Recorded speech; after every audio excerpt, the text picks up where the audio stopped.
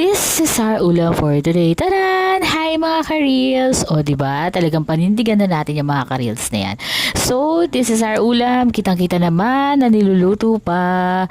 And then, ito, yung ulam namin na hipon na I think parang tinola yata yung tawag nila sa pagkakaluto niyan, diba? Ayan, sarap. Perfect kasi malamig, diba? So, yung isa naman na ulam namin is adobong pork. So, yan. Para doon sa mga hindi kumakain ng seafood. And then, meron din kaming fish for my mom and dad as usual.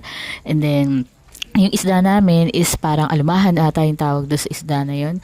Yan. Konti lang kasi mom and dad ko lang naman yung kakain. So guys, kung meron kayong suggestion, comment nyo lang below. Follow me.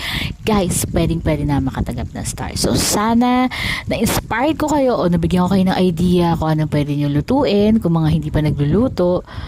Okay, yun lang guys. Happy